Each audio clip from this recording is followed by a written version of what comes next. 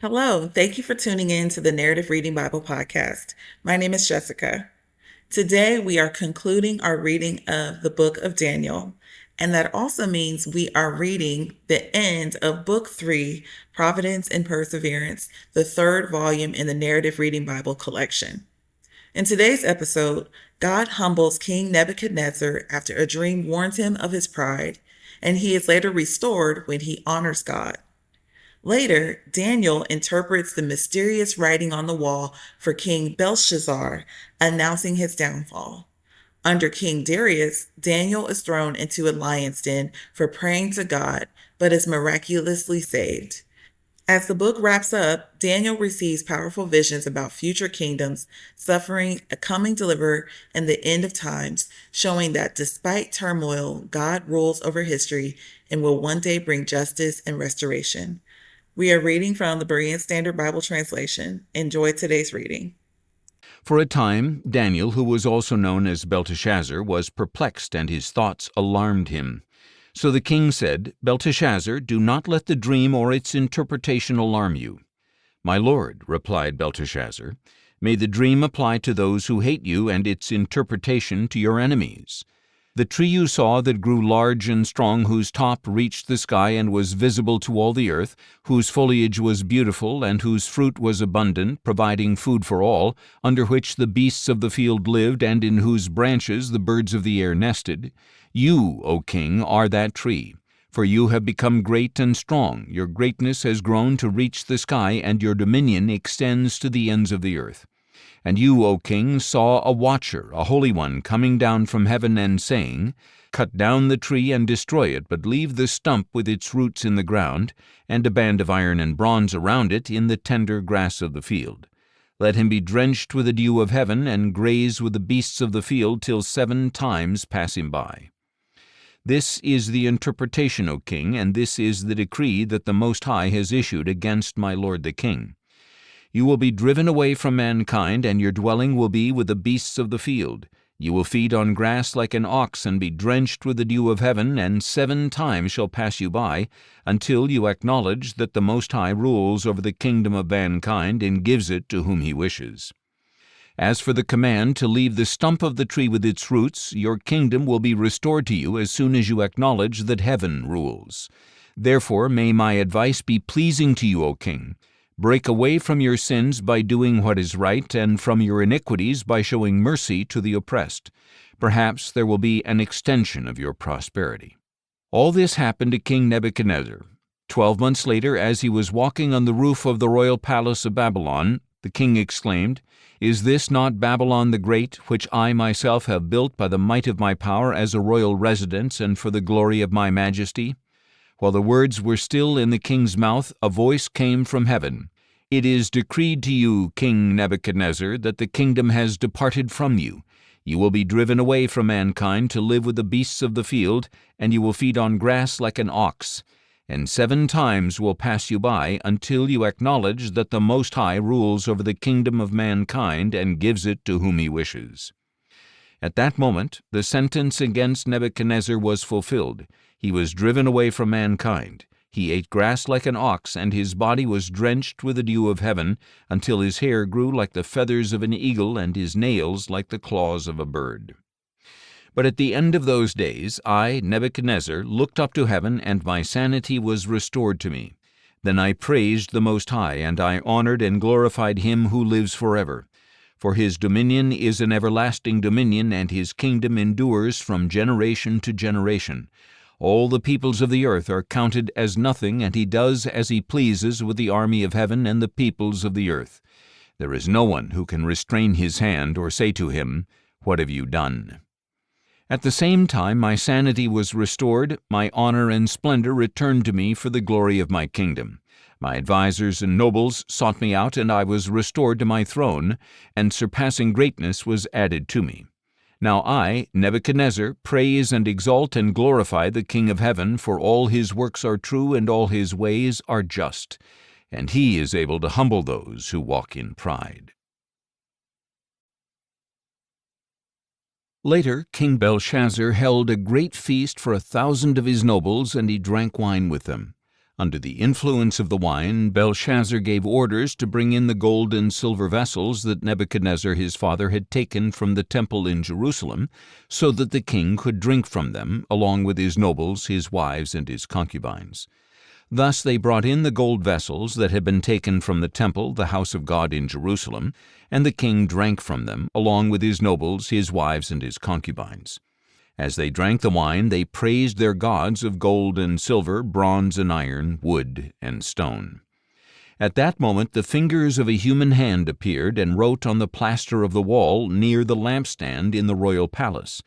As the king watched the hand that was writing, his face grew pale, and his thoughts so alarmed him that his hips gave way and his knees knocked together. The king called out for the enchanters, astrologers, and diviners to be brought in, and he said to these wise men of Babylon, "Whoever reads this inscription and tells me its interpretation will be clothed in purple and have a gold chain placed around his neck, and he will be made the third highest ruler in the kingdom." So all the king's wise men came in, but they could not read the inscription or interpret it for him. Then King Belshazzar became even more terrified, his face grew even more pale, and his nobles were bewildered. Hearing the outcry of the king and his nobles, the queen entered the banquet hall. "O king, may you live forever," she said. "Do not let your thoughts terrify you, or your face grow pale. There is a man in your kingdom who has the spirit of the holy gods in him. In the days of your father he was found to have insight, intelligence, and wisdom like that of the gods. Your father, King Nebuchadnezzar, appointed him chief of the magicians, enchanters, astrologers, and diviners. Your own father, the king, did this because Daniel, the one he named Belteshazzar, was found to have an extraordinary spirit as well as knowledge, understanding, and the ability to interpret dreams, explain riddles, and solve difficult problems. Summon Daniel, therefore, and he will give you the interpretation." So Daniel was brought before the king, who asked him, "Are you, Daniel, one of the exiles my father the king brought from Judah? I have heard that the spirit of the gods is in you, and that you have insight, intelligence, and extraordinary wisdom. Now the wise men and enchanters were brought before me to read this inscription and interpret it for me, but they could not give its interpretation. But I have heard about you that you are able to give interpretations and solve difficult problems. Therefore, if you can read this inscription and give me its interpretation, you will be clothed in purple and have a gold chain placed around your neck, and you will be made the third highest ruler in the kingdom." In response, Daniel said to the king, "You may keep your gifts for yourself and give your rewards to someone else. Nevertheless, I will read the inscription for the king and interpret it for him. As for you, O king, the Most High God gave your father Nebuchadnezzar sovereignty and greatness, glory and honor. Because of the greatness that he bestowed on him, the people of every nation and language trembled in fear before him. He killed whom he wished and kept alive whom he wished. He exalted whom he wished and humbled whom he wished. But when his heart became arrogant and his spirit was hardened with pride, he was deposed from his royal throne, and his glory was taken from him. He was driven away from mankind, and his mind was like that of a beast. He lived with the wild donkeys and ate grass like an ox, and his body was drenched with the dew of heaven until he acknowledged that the Most High God rules over the kingdom of mankind, setting over it whom he wishes. But you, his son, O Belshazzar, have not humbled your heart, even though you knew all this. Instead, you have exalted yourself against the Lord of heaven. The vessels from his house were brought to you, and as you drank wine from them with your nobles, wives, and concubines, you praised your gods of silver and gold, bronze and iron, wood and stone, which cannot see or hear or understand. But you have failed to glorify the God who holds in his hand your very breath and all your ways. Therefore he sent the hand that wrote the inscription. Now this is the inscription that was written: Mene, Mene, Tekel, Parsin. And this is the interpretation of the message. Mene means that God has numbered the days of your reign and brought it to an end. Tekel means that you have been weighed on the scales and found deficient. Peres means that your kingdom has been divided and given over to the Medes and Persians. Then Belshazzar gave the command, and they clothed Daniel in purple, placed a gold chain around his neck, and proclaimed him the third highest ruler in the kingdom. That very night Belshazzar, king of the Chaldeans, was slain, and Darius the Mede received the kingdom at the age of 62. Now it pleased Darius to appoint 120 satraps to rule throughout the kingdom, and over them 3 administrators, including Daniel, to whom these satraps were accountable, so that the king would not suffer loss. Soon, by his extraordinary spirit, Daniel distinguished himself among the administrators and satraps. So the king planned to set him over the whole kingdom. Thus the administrators and satraps sought a charge against Daniel concerning the kingdom, but they could find no charge or corruption because he was trustworthy, and no negligence or corruption was found in him. Finally, these men said, "We will never find any charge against this Daniel unless we find something against him concerning the law of his God." So the administrators and satraps went together to the king and said, "O King Darius, may you live forever. All the royal administrators, prefects, satraps, advisors, and governors have agreed that the king should establish an ordinance and enforce a decree that for 30 days anyone who petitions any god or man except you, O king, will be thrown into the den of lions. Therefore, O king, establish the decree and sign the document so that it cannot be changed, in accordance with the law of the Medes and Persians, which cannot be repealed." Therefore King Darius signed the written decree. Now when Daniel learned that the document had been signed, he went into his house, where the windows of his upper room opened toward Jerusalem, and 3 times a day he got down on his knees, prayed, and gave thanks to his God, just as he had done before. Then these men went as a group, found Daniel petitioning and imploring his God. So they approached the king and asked about his royal decree. "Did you not sign a decree that for 30 days any man who petitions any god or man except you, O king, will be thrown into the den of lions?" The king replied, "According to the law of the Medes and Persians, the order stands, and it cannot be repealed." Then they told the king, "Daniel, one of the exiles from Judah, shows no regard for you, O king, or for the decree that you have signed. He still makes his petition 3 times a day." As soon as the king heard this, he was deeply distressed and set his mind on delivering Daniel, and he labored until sundown to rescue him. Then the men approached the king together and said to him, "Remember, O king, that by the law of the Medes and Persians no decree or ordinance established by the king can be changed." So the king gave the order, and they brought Daniel and threw him into the den of lions. The king said to Daniel, "May your God, whom you serve continually, deliver you." A stone was brought and placed over the mouth of the den, and the king sealed it with his own signet ring and with the rings of his nobles, so that nothing concerning Daniel could be changed. Then the king went to his palace and spent the night fasting. No entertainment was brought before him, and sleep fled from him. At the first light of dawn the king got up and hurried to the den of lions. When he reached the den, he cried out in a voice of anguish, "O Daniel, servant of the living God, has your God, whom you serve continually, been able to deliver you from the lions?"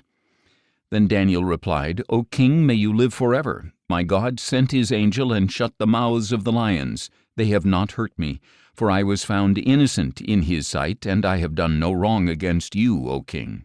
The king was overjoyed and gave orders to lift Daniel out of the den, and when Daniel was lifted out of the den, no wounds whatsoever were found on him, because he had trusted in his God.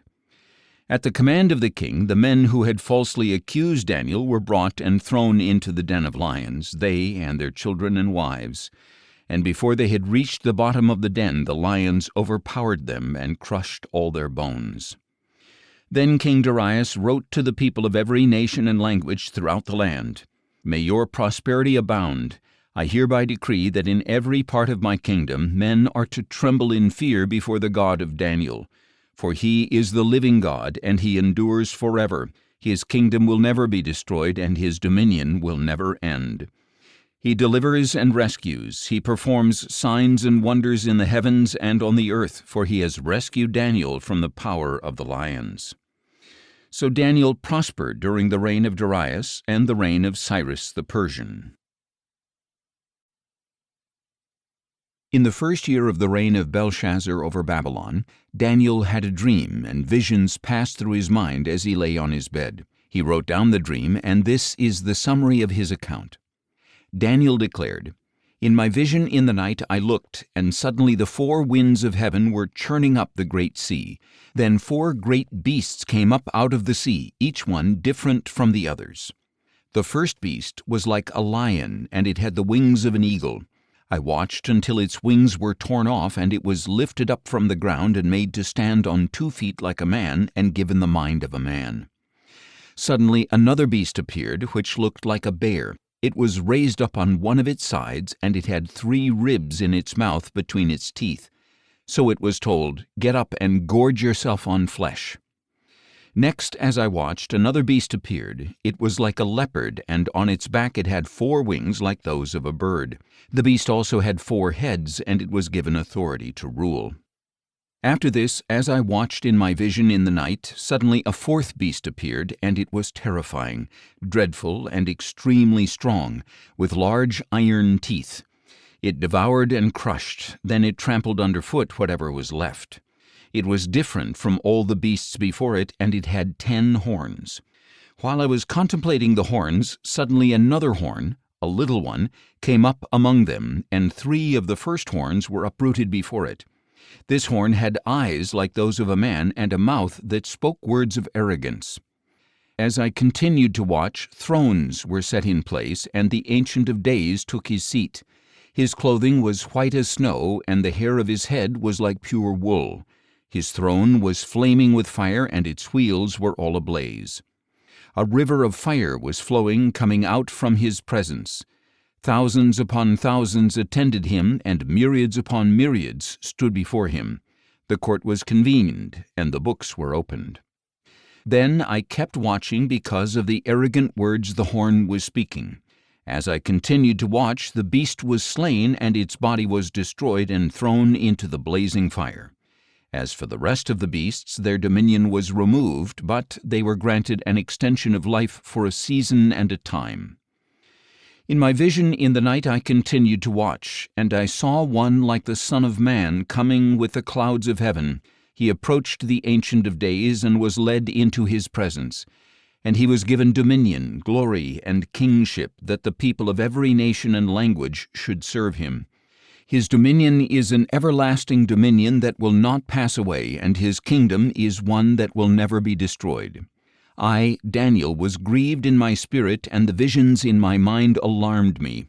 I approached one of those who were standing there, and I asked him the true meaning of all this. So he told me the interpretation of these things. These 4 great beasts are 4 kings who will arise from the earth, but the saints of the Most High will receive the kingdom and possess it forever, yes, forever and ever. Then I wanted to know the true meaning of the 4th beast, which was different from all the others, extremely terrifying, devouring and crushing with iron teeth and bronze claws, then trampling underfoot whatever was left. I also wanted to know about the 10 horns on its head and the other horn that came up, before which 3 of them fell, the horn whose appearance was more imposing than the others, with eyes and with a mouth that spoke words of arrogance. As I watched, this horn was waging war against the saints and prevailing against them, until the Ancient of Days arrived and pronounced judgment in favor of the saints of the Most High, and the time came for them to possess the kingdom. This is what he said. The 4th beast is a 4th kingdom that will appear on the earth, different from all the other kingdoms, and it will devour the whole earth, trample it down, and crush it. And the 10 horns are 10 kings who will rise from this kingdom. After them another king, different from the earlier ones, will rise and subdue 3 kings. He will speak out against the Most High and oppress the saints of the Most High, intending to change the appointed times and laws. And the saints will be given into his hand for a time, and times, and half a time. But the court will convene, and his dominion will be taken away and completely destroyed forever. Then the sovereignty, dominion, and greatness of the kingdoms under all of heaven will be given to the people, the saints of the Most High. His kingdom will be an everlasting kingdom, and all rulers will serve and obey him. Thus ends the matter. As for me, Daniel, my thoughts troubled me greatly, and my face turned pale, but I kept the matter to myself. In the 3rd year of the reign of King Belshazzar, a vision appeared to me, Daniel, subsequent to the one that had appeared to me earlier. And in the vision I saw myself in the citadel of Susa in the province of Elam. I saw in the vision that I was beside the Ulai Canal. Then I lifted up my eyes and saw a ram with 2 horns standing beside the canal. The horns were long, but one was longer than the other, and the longer one grew up later. I saw the ram charging toward the west and the north and the south. No animal could stand against him, and there was no deliverance from his power. He did as he pleased and became great. As I was contemplating all this, suddenly a goat with a prominent horn between his eyes came out of the west, crossing the surface of the entire earth without touching the ground. He came toward the 2-horned ram I had seen standing beside the canal and rushed at him with furious power. I saw him approach the ram in a rage against him, and he struck the ram and shattered his 2 horns. The ram was powerless to stand against him, and the goat threw him to the ground and trampled him, and no one could deliver the ram from his power. Thus the goat became very great, but at the height of his power his large horn was broken off, and 4 prominent horns came up in its place, pointing toward the 4 winds of heaven. From one of these horns a little horn emerged and grew extensively toward the south and the east and toward the beautiful land. It grew as high as the host of heaven, and it cast down some of the host and some of the stars to the earth and trampled them. It magnified itself even to the prince of the host. It removed his daily sacrifice and overthrew the place of his sanctuary. And in the rebellion the host and the daily sacrifice were given over to the horn, and it flung truth to the ground and prospered in whatever it did. Then I heard a Holy One speaking, and another Holy One said to him, "How long until the fulfillment of the vision of the daily sacrifice, the rebellion that causes desolation, and the surrender of the sanctuary and of the host to be trampled?" He said to me, "It will take 2,300 evenings and mornings, then the sanctuary will be properly restored." While I, Daniel, was watching the vision and trying to understand it, there stood before me one having the appearance of a man, and I heard the voice of a man calling from between the banks of the Ulai, "Gabriel, explain the vision to this man." As he came near to where I stood, I was terrified and fell face down. "Son of man," he said to me, "understand that the vision concerns the time of the end." While he was speaking with me, I fell into a deep sleep with my face to the ground.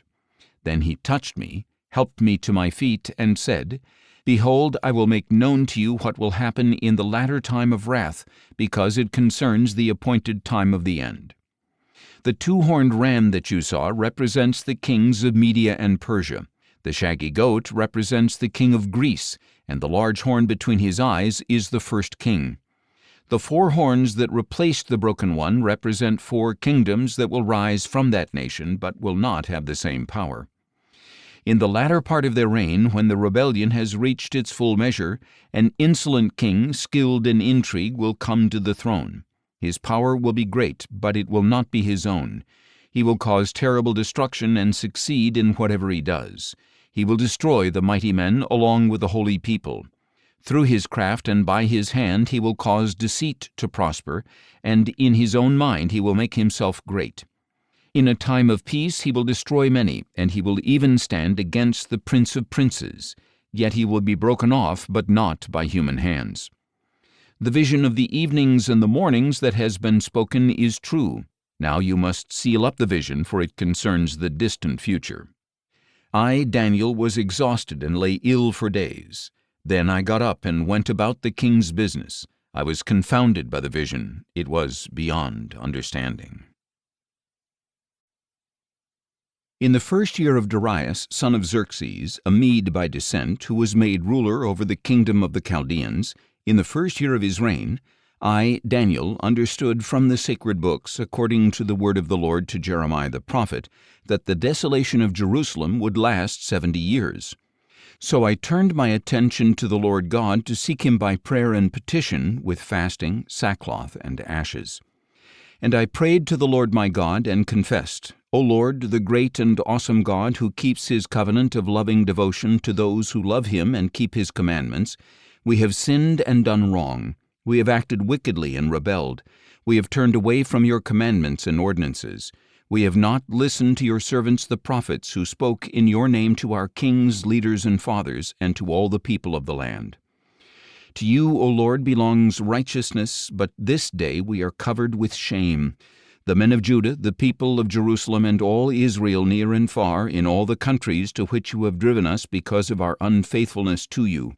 O Lord, we are covered with shame, our kings, our leaders, and our fathers, because we have sinned against you. To the Lord our God belong compassion and forgiveness, even though we have rebelled against him, and have not obeyed the voice of the Lord our God to walk in his laws, which he set before us through his servants the prophets. All Israel has transgressed your law and turned away, refusing to obey your voice. So the oath and the curse written in the law of Moses, the servant of God, has been poured out on us, because we have sinned against you. You have carried out the words spoken against us and against our rulers by bringing upon us a great disaster. For under all of heaven nothing has ever been done like what has been done to Jerusalem. Just as it is written in the law of Moses, all this disaster has come upon us, yet we have not sought the favor of the Lord our God by turning from our iniquities and giving attention to your truth. Therefore the Lord has kept the calamity in store and brought it upon us. For the Lord our God is righteous in all he does, yet we have not obeyed his voice. Now, O Lord our God, who brought your people out of the land of Egypt with a mighty hand, and who made for yourself a name renowned to this day, we have sinned, we have acted wickedly. O Lord, in keeping with all your righteous acts, I pray that your anger and wrath may turn away from your city Jerusalem, your holy mountain.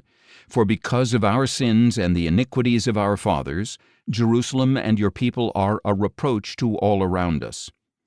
So now, our God, hear the prayers and petitions of your servant. For your sake, O Lord, cause your face to shine upon your desolate sanctuary. Incline your ear, O my God, and hear. Open your eyes and see the desolation of the city that bears your name. For we are not presenting our petitions before you because of our righteous acts, but because of your great compassion. O Lord, listen. O Lord, forgive. O Lord, hear and act. For your sake, O my God, do not delay, because your city and your people bear your name. While I was speaking, praying, confessing my sin and that of my people Israel, and presenting my petition before the Lord my God concerning his holy mountain, while I was still praying, Gabriel, the man I had seen in the earlier vision, came to me in swift flight about the time of the evening sacrifice. He instructed me and spoke with me, saying, O Daniel, I have come now to give you insight and understanding. At the beginning of your petitions an answer went out, and I have come to tell you, for you are highly precious. So consider the message and understand the vision. 70 weeks are decreed for your people and your holy city to stop their transgression, to put an end to sin, to make atonement for iniquity, to bring in everlasting righteousness, to seal up vision and prophecy, and to anoint the most holy place. Know and understand this: from the issuance of the decree to restore and rebuild Jerusalem until the Messiah, the Prince, there will be 7 weeks and 62 weeks. It will be rebuilt with streets and a trench, but in times of distress. Then after the 62 weeks, the Messiah will be cut off and will have nothing. Then the people of the Prince who is to come will destroy the city and the sanctuary. The end will come like a flood, and until the end there will be war. Desolations have been decreed.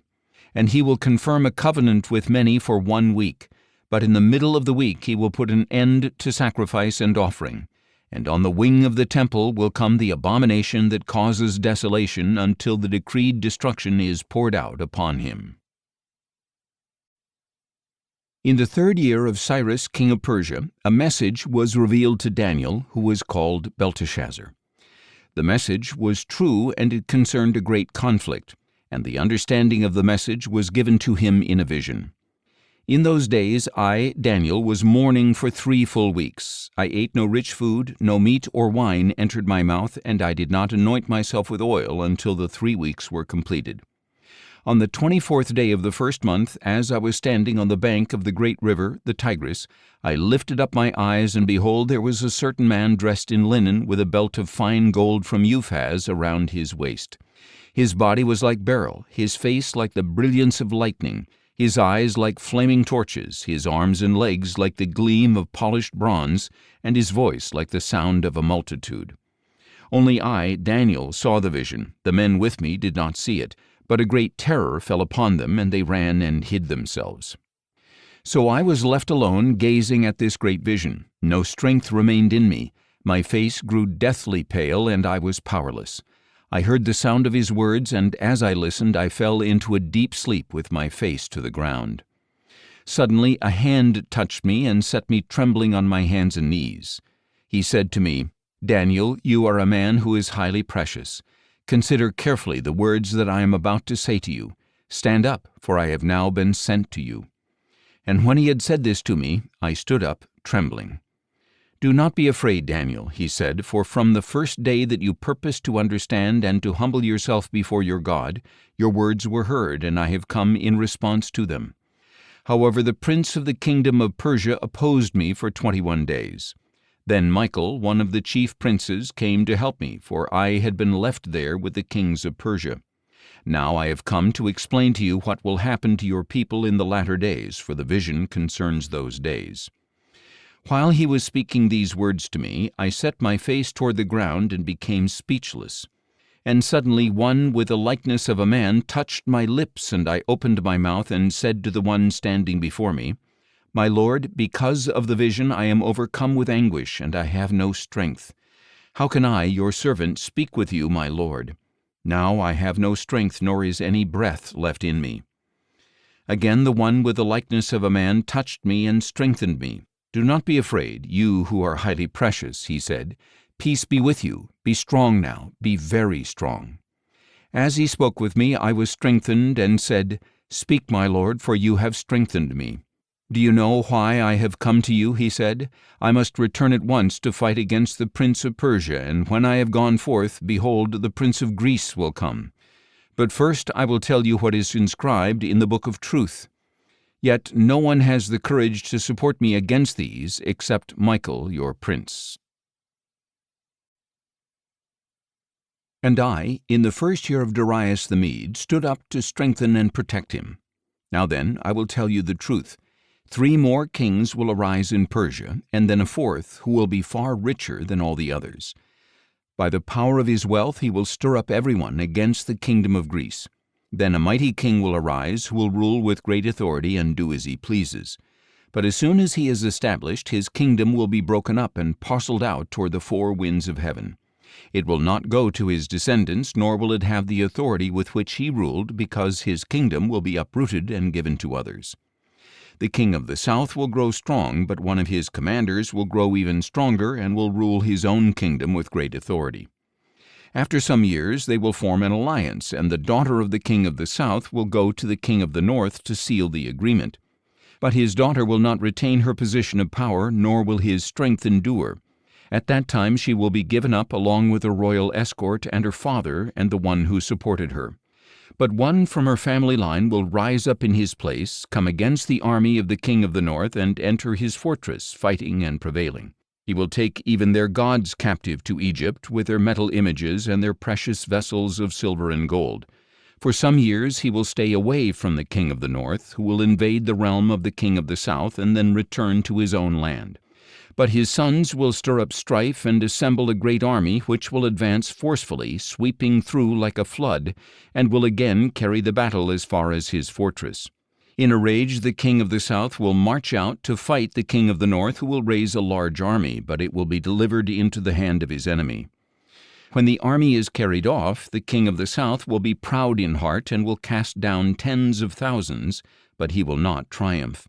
For the king of the north will raise another army, larger than the first, and after some years he will advance with a great army and many supplies. In those times many will rise up against the king of the south. Violent ones among your own people will exalt themselves in fulfillment of the vision, but they will fail. Then the king of the north will come, build up a siege ramp, and capture a fortified city. The forces of the south will not stand. Even their best troops will not be able to resist. The invader will do as he pleases, and no one will stand against him. He will establish himself in the beautiful land with destruction in his hand. He will resolve to come with the strength of his whole kingdom and will reach an agreement with the king of the south. He will give him a daughter in marriage in order to overthrow the kingdom, but his plan will not succeed or help him. Then he will turn his face to the coastlands and capture many of them. But a commander will put an end to his reproach and will turn it back upon him. After this he will turn back toward the fortresses of his own land, but he will stumble and fall and be no more. In his place one will arise who will send out a tax collector for the glory of the kingdom. But within a few days he will be destroyed, though not in anger or in battle. In his place a despicable person will arise. Royal honors will not be given to him, but he will come in a time of peace and seize the kingdom by intrigue. Then a flood of forces will be swept away before him and destroyed, along with a prince of the covenant. After an alliance is made with him, he will act deceitfully, for he will rise to power with only a few people. In a time of peace he will invade the richest provinces and do what his fathers and forefathers never did. He will lavish plunder, loot, and wealth on his followers, and he will plot against the strongholds, but only for a time. And with a large army he will stir up his power and his courage against the king of the south, who will mobilize a very large and powerful army, but will not withstand the plots devised against him. Those who eat from his provisions will seek to destroy him. His army will be swept away, and many will fall slain. And the two kings with their hearts bent on evil will speak lies at the same table, but to no avail, for still the end will come at the appointed time. The king of the north will return to his land with great wealth, but his heart will be set against the holy covenant, so he will do damage and return to his own land. At the appointed time he will invade the south again, but this time will not be like the first. Ships of Kittim will come against him, and he will lose heart. Then he will turn back and rage against the holy covenant and do damage. So he will return and show favor to those who forsake the holy covenant. His forces will rise up and desecrate the temple fortress. They will abolish the daily sacrifice and set up the abomination of desolation. With flattery he will corrupt those who violate the covenant, but the people who know their God will firmly resist him. Those with insight will instruct many, though for a time they will fall by sword or flame or be captured or plundered. Now, when they fall, they will be granted a little help, but many will join them insincerely. Some of the wise will fall, so that they may be refined, purified, and made spotless until the time of the end, for it will still come at the appointed time. Then the king will do as he pleases, and will exalt and magnify himself above every god, and he will speak monstrous things against the God of gods. He will be successful until the time of wrath is completed, for what has been decreed must be accomplished. He will show no regard for the gods of his fathers, nor for the one desired by women, nor for any other god, because he will magnify himself above them all. And in their place he will honor a god of fortresses, a god his fathers did not know, with gold, silver, precious stones, and riches. He will attack the strongest fortresses with the help of a foreign god, and will greatly honor those who acknowledge him, making them rulers over many and distributing the land for a price. At the time of the end, the king of the south will engage him in battle, but the king of the north will storm out against him with chariots, horsemen, and many ships, invading many countries and sweeping through them like a flood. He will also invade the beautiful land, and many countries will fall.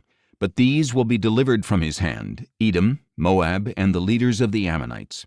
He will extend his power over many countries, and not even the land of Egypt will escape. He will gain control of the treasures of gold and silver and over all the riches of Egypt, and the Libyans and Cushites will also submit to him. But news from the east and the north will alarm him, and he will go out with great fury to destroy many and devote them to destruction.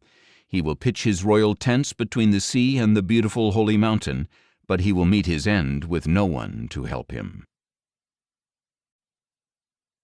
At that time Michael, the great prince who stands watch over your people, will rise up. There will be a time of distress, the likes of which will not have occurred from the beginning of nations until that time. But at that time your people, everyone whose name is found written in the book, will be delivered. And many who sleep in the dust of the earth will awake, some to everlasting life, but others to shame and everlasting contempt.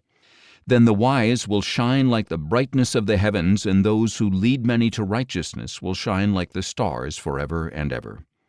But you, Daniel, shut up these words and seal the book until the time of the end. Many will roam to and fro, and knowledge will increase. Then I, Daniel, looked and saw two others standing there, one on this bank of the river and one on the opposite bank. One of them said to the man dressed in linen, who was above the waters of the river, "How long until the fulfillment of these wonders?" And the man dressed in linen, who was above the waters of the river, raised his right hand and his left hand toward heaven, and I heard him swear by him who lives forever, saying, "It will be for a time and times and half a time. When the power of the holy people has finally been shattered, all these things will be completed." I heard, but I did not understand. So I asked, "My Lord, what will be the outcome of these things?"